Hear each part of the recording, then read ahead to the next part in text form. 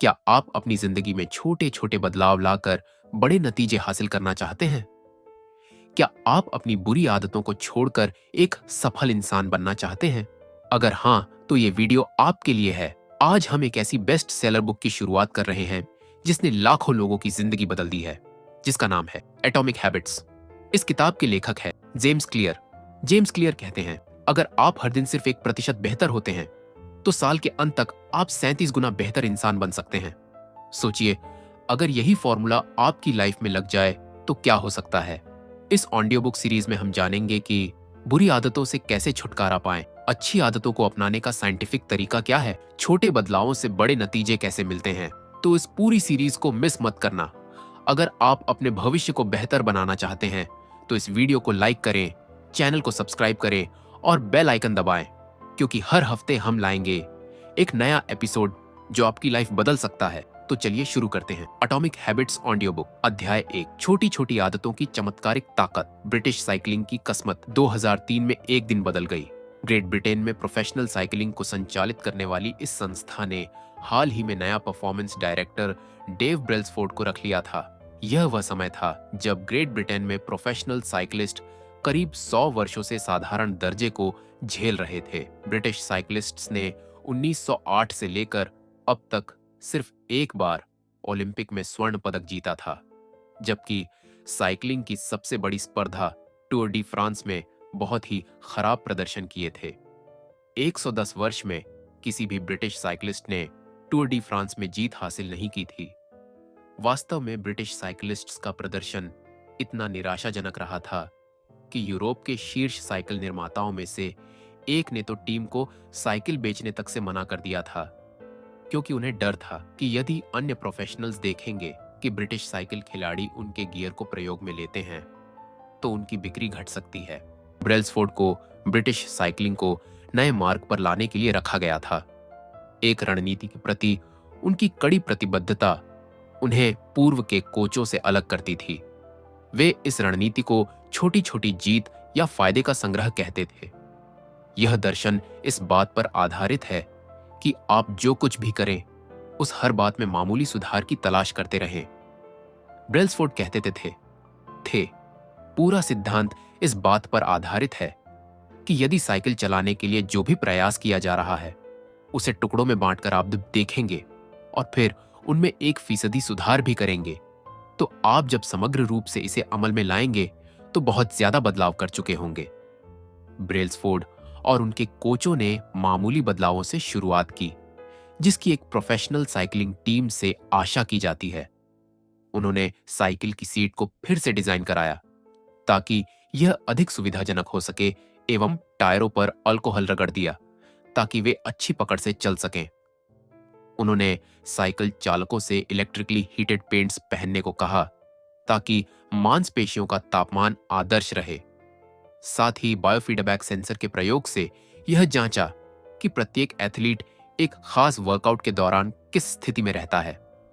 Team ने wind tunnel, एक विशेष सुरंग जिसमें लगातार हवा चलती है, इसमें कई वाहनों का भी परीक्षण होता है, में विभिन्न कपड़े पहनकर परीक्षण किया और आउटडोर में साइकिल चलाने के लिए प्रयुक्त सूट्स की बजाय इंडोर रेसिंग सूट्स का प्रयोग किया, जो हल्के और ज्यादा एरोडायनामिक साबित हुए। लेकिन वे इतने पर ही नहीं रुके। ब्रेल्सफोर्ड और उनकी टीम ने अनदेखे और अनपेक्षित क्षेत्रों में भी 1% का सुधार करने का प्रयास जारी रखा। उन्होंने कई तरह के मसाज लोशन का प्रयोग करके देखा कि कौन सा तेजी से मसल्स को ठीक करता है। इसके लिए उन्होंने एक सर्जन रखा जिसने साइकिल चालकों को हाथ धोने का सबसे बढ़िया तरीका सिखाया ताकि वे ठंड की चपेट में आने से बच जाए। उन्होंने यह भी बताया कि हर साइकिल खिलाड़ी को रात में सोने के लिए किस तरह का तकिया और गद्दा लेना चाहिए। यहां तक कि उन्होंने टीम का ट्रक भी भीतर से सफेद रंग से पेंट करा लिया ताकि धूल के मामूली कणों को भी देखा जा सके, जो पहले नजर नहीं आते थे, जबकि उसके कारण अच्छे से तैयार की हुई साइकिल की गति भी खराब हो सकती थी। इस तरह के सैकड़ों अन्य छोटे छोटे सुधार किए गए तो परिणाम इतनी तेजी से आए कि कोई कल्पना भी नहीं कर सकता था। ब्रेल्सफोर्ड के पद संभालने के 5 साल बाद ही ब्रिटिश साइकिलिंग टीम का 2008 के बीजिंग ओलंपिक में दबदबा रहा, जिसमें उसने सड़क और ट्रैक साइकिलिंग स्पर्धाओं में 60% स्वर्ण पदक जीते। 4 वर्ष बाद जब ओलंपिक का आयोजन लंदन में किया गया, तो ब्रिटिश साइकिल खिलाड़ियों ने 9 ओलंपिक रिकॉर्ड्स और 7 विश्व रिकॉर्ड्स कायम किए। उसी वर्ष ब्रैडली विगिन्स पहले ब्रिटिश साइकिलिस्ट बने जिन्होंने दूर डी फ्रांस में जीत दर्ज की। अगले वर्ष उनकी ही टीम के अन्य साथी क्रिस फ्रूम ने यह रेस जीती और 2015, 2016 और 2017 में भी वे ही जीते। 6 वर्ष में ब्रिटिश साइकिलिस्ट्स ने 5 मर्तबा दूर डी फ्रांस में जीत दर्ज की। ब्रिटेन के साइकिलिस्ट्स 10 वर्ष की अवधि 2007 से 2017 के बीच 178 विश्व चैंपियनशिप और 66 ओलंपिक अथवा पैरालंपिक स्वर्ण पदक जीत चुके थे। साथ ही उन्होंने 5 बार टूर डी फ्रांस में जीत हासिल की थी, जो साइकिलिंग के इतिहास में सबसे ज्यादा सफल दौर माना जाता है। यह होता कैसे है?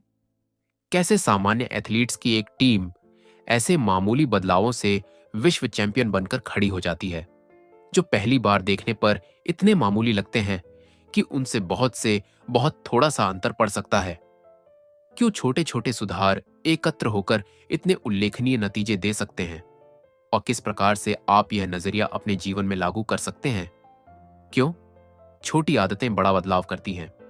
दैनिक जीवन में किसी निर्णायक क्षण के महत्व का आकलन बढ़ा चढ़ाकर करना और छोटे छोटे सुधारों को कम समझना बहुत ही आसान है।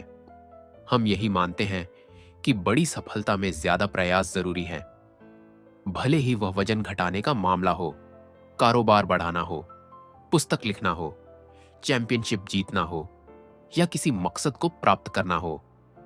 हम अपने आप पर इतना दबाव डालते हैं ताकि किसी तरह से कुछ ऐसा बदलाव हो सके कि हर कोई इस बारे में बात करे। इन सब के बीच 1% सुधार विशेष रूप से कोई मायने नहीं रखता।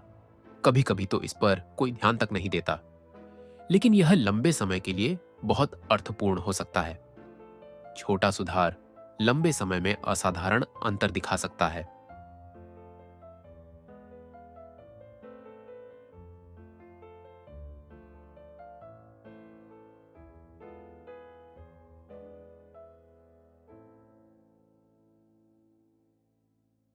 इसका गणित इस प्रकार से काम करता है।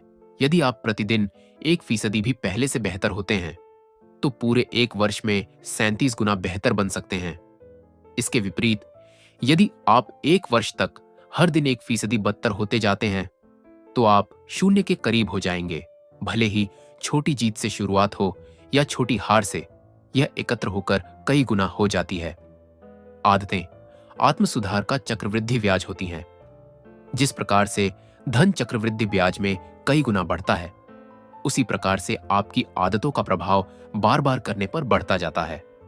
भले ही वे किसी दिन मामूली बदलाव के रूप में दिखती हों, लेकिन कई महीनों और वर्षों में इनका प्रभाव जबरदस्त हो सकता है। जब आप 2, 5 या कदाचित 10 वर्ष बाद पीछे की ओर देखते हैं, तो आपको स्पष्ट दिखता है कि अच्छी आदतों के मूल्य क्या हैं और बुरी आदतों के लिए क्या कीमत चुकानी होती है।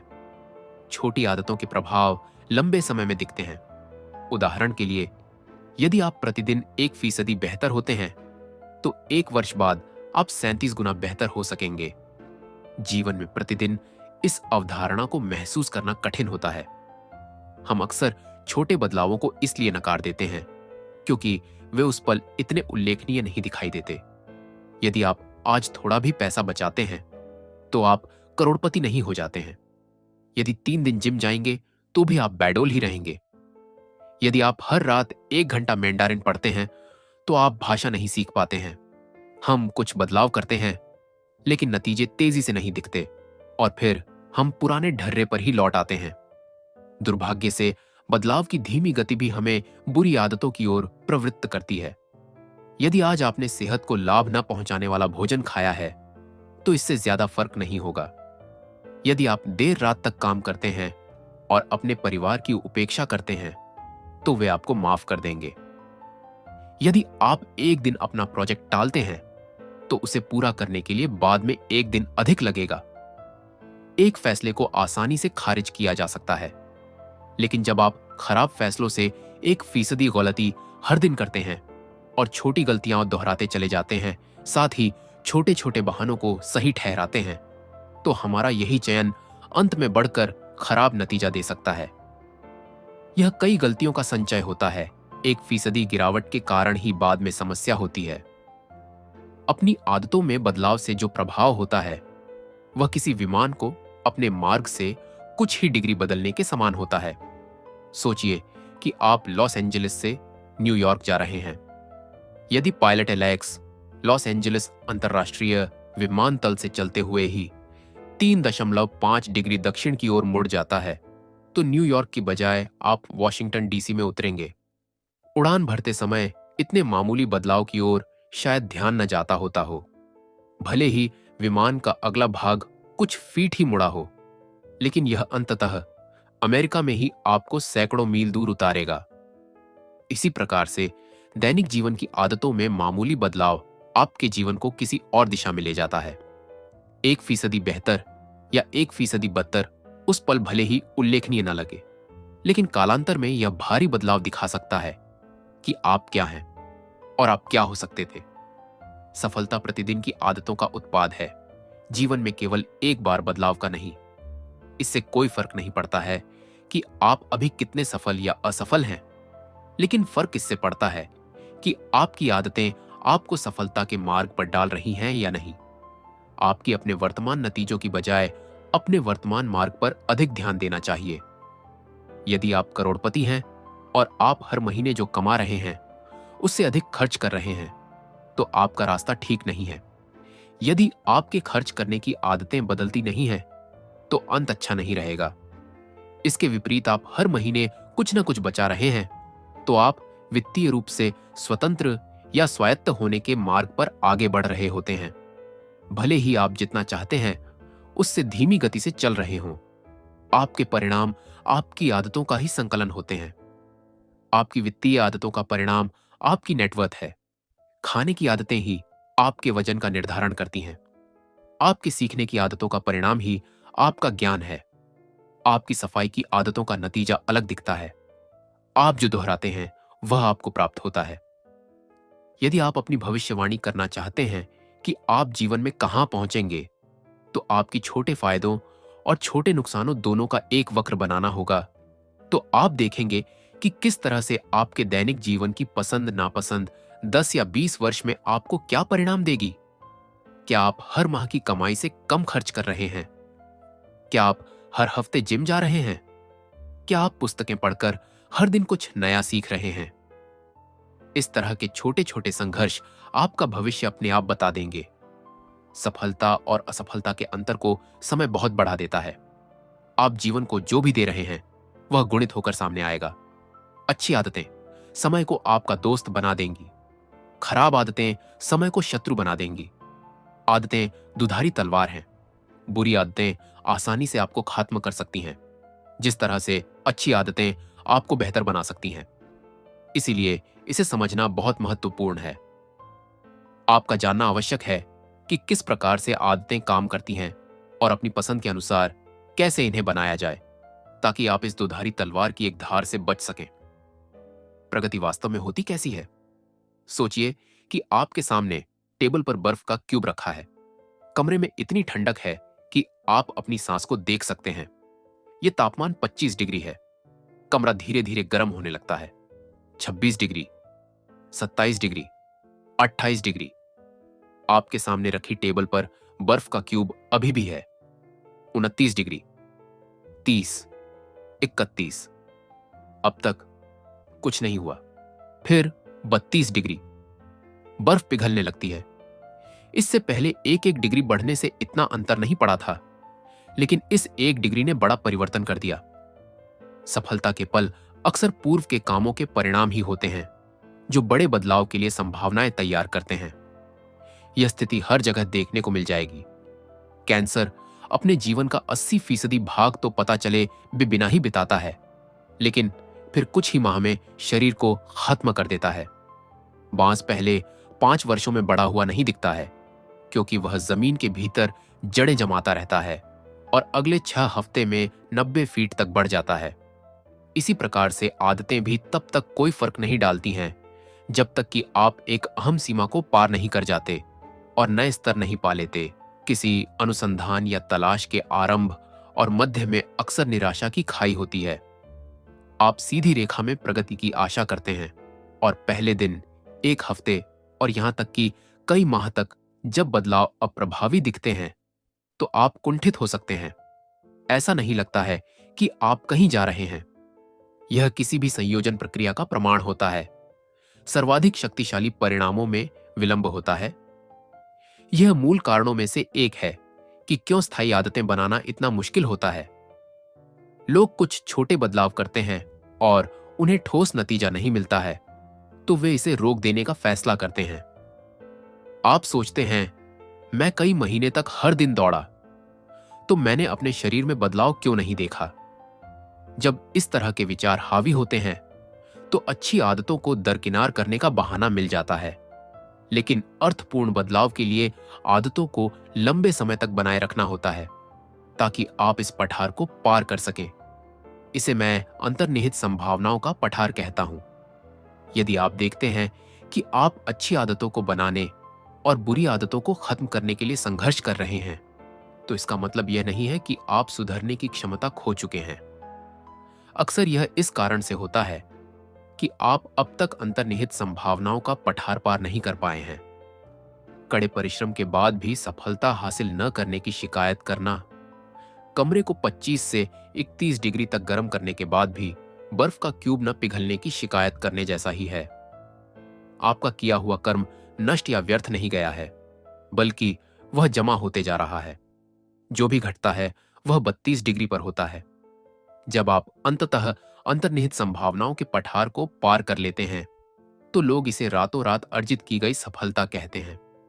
बाहर की दुनिया केवल वह नाटकीय घटना देखती है जब आप सफलता प्राप्त करते हैं। वह प्रक्रियाएं नहीं देखती जिनसे आप निकले हैं। लेकिन आप जानते हैं कि आपका वह काम ही है जो आप लंबे समय से कर रहे थे, जिसके कारण आज आप उछाल ले सके हैं, जबकि कभी ऐसा लगता था कि आप किसी तरह की प्रगति नहीं कर रहे हैं। मानव भूगर्भीय दबाव के समान ही होता है। दो टेक्टोनिक प्लेट्स एक दूसरे के विपरीत रहकर लाखों वर्षों तक एक दूसरे को रगड़ती रहती हैं। तनाव धीरे धीरे बढ़ता जाता है, फिर एक दिन वे उसी तरह से एक दूसरे को रगड़ती हैं जैसे वर्षों से चल रहा था। लेकिन इस बार तनाव बहुत अधिक हो जाता है। भूकंप आ जाता है। एकदम कुछ होने के पहले बदलाव लगातार होता रहता है। महारत हासिल करने में धैर्य लगता है। एनबीए के इतिहास की सबसे सफल टीम सेंट एंटोनियो स्पर्स ने समाज सुधारक जैकब रीज का एक कथन अपने लॉकर रूम में लटका रखा है। जब मुझे कोई भी मदद करता हुआ नहीं दिखता है तो मैं पत्थर तोड़ने वालों की ओर देखता हूं जो चट्टान पर हथौड़ा चलाते हैं। करीब सैकड़ों बार वे चलाते होंगे तो भी उसमें दरार नहीं आती है। सी के बाद पहले ही हथौड़े में यह दो टुकड़ों में बढ़ जाती है और मैं जानता हूं कि यह अंतिम हथौड़ा नहीं होता है जिसने इसे तोड़ा, बल्कि पहले भी जो चले हैं उनका भी असर होता है। प्रयासों के नतीजे अक्सर देर से ही मिलते हैं। कई माह या वर्षों के बाद हमारे द्वारा पहले किए गए काम का हम वास्तविक मूल्य समझ पाते हैं। यह निराशा की घाटी बना देता है जहां लोग हफ्तों और महीनों मेहनत करने के बाद भी बिना किसी परिणाम के हतोत्साहित महसूस करते हैं। हालांकि यह काम व्यर्थ नहीं जाता है, यह जमा होने लगता है। हमारे पिछले प्रयासों का पूर्ण मूल्य काफी समय बाद प्राप्त होता है। सभी बड़ी चीजें छोटी शुरुआतों से प्राप्त हो पाती हैं। हर आदत का बीज अकेला छोटा सा निर्णय रहता है, लेकिन जैसे ही वह फैसला बार बार आदत के रूप में उभरने लगता है तो वह मजबूत होने लगता है। वह जड़ें जमाता है और शाखाएं निकलने लगती हैं। बुरी आदतों को खत्म करना ठीक अपने भीतर बलूत का एक तगड़ा वृक्ष उखाड़ने के समान है। अच्छी आदतों को बनाना ठीक हर दिन एक कोमल सुंदर फूल को उपजाने के समान है। लेकिन यह इस बात से तय होता है कि क्या हम उस आदत के प्रति इतनी निष्ठा रखते हैं कि हम अंतर्निहित संभावनाओं के पठार पर आकर सफलता हासिल कर सकें। ऐसे कौन कौन से कारण हैं जो लोगों को अवांछित आदतों की ओर ले जाते हैं और दूसरों को अच्छी आदतों के समग्र प्रभाव का आनंद लेने देते हैं। लक्ष्यों को भूलकर व्यवस्था पर पूरा ध्यान दें। सामान्य बुद्धि मानती है कि हम जीवन में जो अर्जित करना चाहते हैं, जैसे अच्छा शरीर, सफल कारोबार, आराम का जीवन और कम चिंताएं, ज्यादा समय दोस्तों और परिवार के साथ बिताना, उसे प्राप्त करने का सबसे अच्छा तरीका यही है कि हम विशिष्ट और कार्रवाई योग्य लक्ष्य निर्धारित करें। कई वर्षों तक मैं भी अपनी आदतों को इसी के अनुसार बनाता रहा। प्रत्येक लक्ष्य था जिसे प्राप्त करना था। मैंने स्कूल में ग्रेड्स के लिए, जिम में वजन के लिए, कारोबार में लाभ हासिल करने के लिए लक्ष्य निर्धारित कर लिए। कुछ में तो मैं सफल हो गया, लेकिन अधिकांश में विफल हो गया।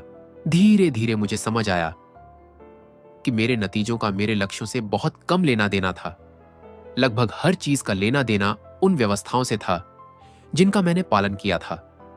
व्यवस्थाओं और लक्ष्यों के बीच क्या फर्क है? यह एक विशिष्टता है।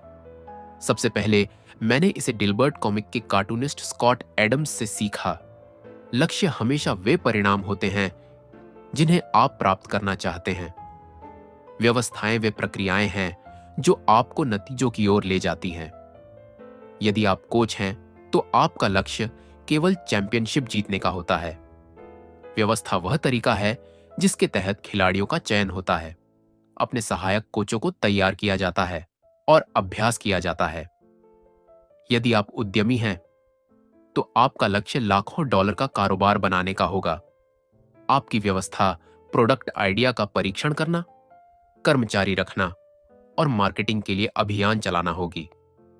यदि आप एक संगीतकार हैं, तो आपका लक्ष्य एक नई रचना को तैयार करना होगा। कितनी बार आप अभ्यास करते हैं, कितनी बार आप हिम्मत हार जाते हैं, मुश्किल उपायों से कैसे निपटते हैं, गुरु से फीडबैक लेने की प्रक्रिया आदि आपकी व्यवस्था है।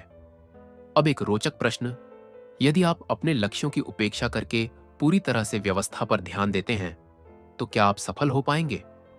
उदाहरण के लिए, यदि आप बास्केटबॉल कोच हैं और स्पर्धा जीतने के लक्ष्य की उपेक्षा करके केवल इस बात पर ध्यान देते हैं कि टीम हर दिन किस तरह से अभ्यास कर रही है, तो भी क्या परिणाम मिलेंगे? मैं समझता हूं, मिलेंगे। किसी भी खेल में अच्छे स्कोर के साथ फिनिश करना एक लक्ष्य होता है, लेकिन स्कोरबोर्ड की ओर देखते हुए खेल पूरा करना हास्यास्पद हो सकता है। हर दिन कुछ बेहतर होना ही वास्तव में जीत का सही तरीका माना जाता है। 3 बार के सुपर बॉल विजेता बिल वॉल्श के शब्दों में, स्कोर स्वयं अपनी चिंता कर लेगा। यही बात जीवन के अन्य हिस्सों में भी लागू होती है। यदि आप बेहतर परिणाम चाहते हैं, तो लक्ष्य तय करना भूल जाए, व्यवस्था पर ज्यादा ध्यान दें। इसके मायने क्या है? क्या लक्ष्य बेकार की चीज है? बिल्कुल नहीं। लक्ष्य दिशा तय करते हैं, लेकिन व्यवस्था प्रगति करने के लिए सबसे उपयुक्त रहती है। समस्याएं तब बहुत सारी हो जाती हैं जब आप लक्ष्य के बारे में सोचने में ही बहुत समय बिता देते हैं और अपनी व्यवस्था को सुधारने में पर्याप्त समय नहीं देते हैं। समस्या नंबर 1, जीतने और हारने वालों के लक्ष्य समान होते हैं। लक्ष्य निर्धारित करना अस्तित्व बचे रहने के पूर्वाग्रह से गंभीर रूप से ग्रस्त होता है। हम उन पर ध्यान देते हैं जो जीत जाते हैं, यानी जो दौड़ में बच जाते हैं। हम यह आकलन गलत करते हैं कि महत्वाकांक्षी लक्ष्य ने उन्हें सफल बनाया है। हम उन लोगों को नजरअंदाज कर देते हैं जिनका लक्ष्य भी जीत का ही होता है, लेकिन वे सफल नहीं हो पाते हैं। हर ओलंपिक खिलाड़ी स्वर्ण पदक जीतना चाहता है, हर उम्मीदवार नौकरी चाहता है। यदि सफल और असफल दोनों व्यक्तियों के लक्ष्य समान रहते हैं, तो फिर लक्ष्य विजेताओं को हारने वालों से अलग नहीं करता। टूर डी फ्रांस को जीतने के लक्ष्य ने ब्रिटिश साइक्लिस्ट्स को शिखर पर नहीं पहुंचाया था। वे तो हर वर्ष स्पर्धा जीतना चाहते थे, ठीक वैसे ही जैसे कोई अन्य प्रोफेशनल टीम चाहती है। यह लक्ष्य तो हमेशा ही रहा था। अलग परिणाम तभी आ पाया जब उन्होंने लगातार छोटे छोटे सुधारों की व्यवस्था लागू की। समस्या नंबर 2, लक्ष्य प्राप्त करना क्षणिक परिवर्तन मात्र होता है। सोचिए, आपका कमरा अस्त व्यस्त है और आपने उसे साफ करने का लक्ष्य रखा है। यदि आप ऊर्जा से भरकर वह करेंगे, तो अभी ही वह साफ हो जाएगा। लेकिन यदि आप आलस की वही आदतें जारी रखेंगे जिनकी वजह से कमरा अस्त व्यस्त हुआ था, तो कमरे में नई गंदगी पसर जाएगी और फिर आप किसी और प्रेरणा की उम्मीद करने लगेंगे। आपको बार बार वही परिणाम मिलेंगे क्योंकि आप उसमें निहित व्यवस्था को बदल ही नहीं सके। आपने किसी लक्षण का उपचार बिना कारण जाने ही किया है। लक्ष्य को प्राप्त करने से जीवन में क्षण भर के लिए ही बदलाव होता है। सुधार के बारे में यह सहज ज्ञान के विपरीत है। हम सोचते हैं कि हमें अपने नतीजे बदलने की जरूरत है, लेकिन नतीजे समस्या नहीं है। वास्तव में हमें वह व्यवस्था या प्रणाली बदलनी चाहिए जो समस्या का कारण है। जब आप परिणाम के स्तर पर समस्या हल करते हैं, तो वह अस्थायी रूप से हो पाती है। बेहतरी के लिए सुधार करना है, तो आपको व्यवस्था के स्तर पर समस्या हल करनी होगी। जो इनपुट्स हैं, उनमें सुधार कर लें, परिणाम खुद सुधर जाएंगे। समस्या नंबर 3, लक्ष्य आपकी खुशियों को सीमित करते हैं। किसी लक्ष्य के बारे में अंतर्निहित अनुमान यह रहता है, एक बार लक्ष्य प्राप्त हो जाए तो मैं खुश रहूंगा। लक्ष्य के साथ तब समस्या हो जाती है जब आपकी मानसिकता बन चुकी होती है कि आप अगले पड़ाव की प्राप्ति तक खुशियां नहीं मनाएंगे। मैं इस झंझट में इतनी बार उलझा हूं कि संख्या मुझे पता नहीं। वर्षों तक खुशियां मेरे लिए भविष्य की बात बनकर रह गई थी। मैं खुद को ही वचन देता था कि एक बार मैं 20 पाउंड मांसपेशियां और बना लूं, या मेरे कारोबार का उल्लेख न्यूयॉर्क टाइम्स में हो जाए, तो अंततः मुझे आराम मिलेगा। यही नहीं, लक्ष्य या तो यह या वह का टकराव पैदा करते हैं। या तो आप अपना लक्ष्य प्राप्त करके सफल होते हैं, या फिर विफल हो जाते हैं और निराश हो जाते हैं। आप खुद को मानसिक रूप से खुशी की संकुचित सोच में बांध लेते हैं। यह गलत दिशा है। यह संभव नहीं है कि वास्तविक जीवन में आपका रास्ता वैसा ही हो जैसा खाका आपने अपने दिमाग में शुरुआत के वक्त बनाया था। सिर्फ एक परिदृश्य तक अपनी संतुष्टि को सीमित रखने का कोई मतलब नहीं है, जबकि आपके पास सफलता के कई मार्ग हैं।